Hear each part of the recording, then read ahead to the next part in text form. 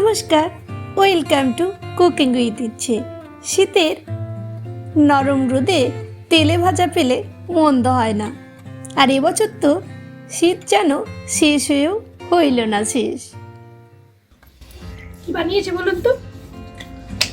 মুচমুচে পেঁয়াজ পাতা ফ্রাই। যদি রেসিপি ভালো লাগে একটা লাইক দিতে বলবেন, কমেন্ট করে জানাবেন যে রেসিপি কেমন লাগলো। আর চ্যানেলের প্রথম দর্শক বন্ধু হলে প্লিজ ফুল ভিডিওটাকে ওয়াচ করে আমার পাশে থাকার জন্য চ্যানেলটাকে সাবস্ক্রাইব করতে ভুলবেন না। নোটিফিকেশন বাটনটাকে অল এ সেট করবেন। If you don't understand my language, then please on CC. My all recipe have English and Hindi CC, and enjoy my recipe in your own language. তো মুচমুচে পেঁয়াজ পাতা ফ্রাই করার জন্য এখানে দেখুন আমি কিভাবে পেঁয়াজ পাতাগুলোকে কালেক্ট করছি। প্রথমে এগুলো আমি বাদ দিয়ে দিলাম। এখানে নিচে যে হোয়াইট পোর্শনটা থাকে সেটাও আমি বাদ দিয়ে দেবো কিন্তু। তারপর আপনার যতটা দরকার ততটা কালেক্ট করে মাঝে একটু করে কিন্তু চিড়ে নিতে হবে, না হলে কিন্তু সহজে সেদ্ধ হবে না। এখানে আমি কিছুটা মুসুর ডাল আগের থেকে ভিজিয়ে রেখেছিলাম, এটা এখন আমি মিক্সারের জারের মধ্যে নিয়ে নিলাম। আপনারা বেসনেও বানাতে পারেন, কিন্তু এটাতে অনেক বেশি মুচমুচে আর টেস্টি হবে। লঙ্কা দিলাম আমি 3টে, আপনাদের যেরকম দরকার সেরকম লঙ্কা দেবেন। এখানে কিছুটা চালের গুঁড়ো নিয়ে নিয়েছি। চালের গুঁড়োটা একটু চেলে তার মধ্যে আমি একটু গোলমরিচের গুঁড়ো দিয়ে দিলাম, আর একটু দিলাম আমি কালো জিরে,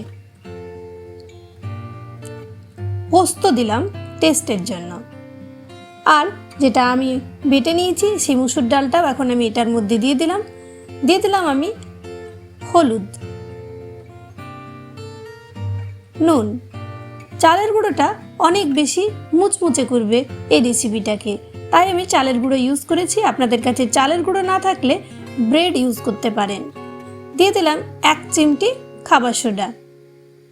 তারপর জল দিয়ে আমি একটা ভালো করে ব্যাটার বানাবো। অলরেডি একবার আমি মিলিয়ে নিয়েছি সব কিছু, কিন্তু তখন আমি জলটা দিইনি, যেহেতু আমাদের ব্যাটারটা একটু ভিজে ছিল তাই একবার আমি মিলিয়ে নিয়েছিলাম। এখন ভালো করে ফেটিয়ে নিয়েছি। দেখুন এইরকম হবে ঘনত্বটা আমাদের ব্যাটারের।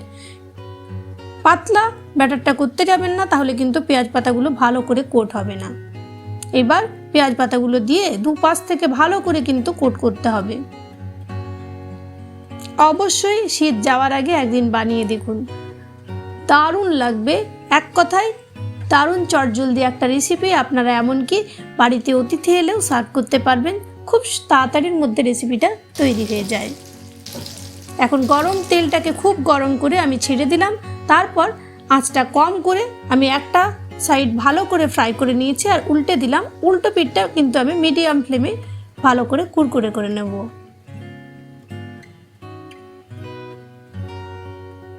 দেখতেই বুঝতে পারছেন কতটা ক্রিস্পি হয়েছে ব্যাপারটা, আর খেতে অপূর্ব।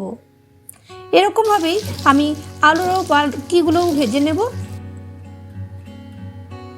প্রথমে লো ফ্লেমে, তারপর উল্টো পিঠটা মিডিয়াম ফ্লেমে। দেখুন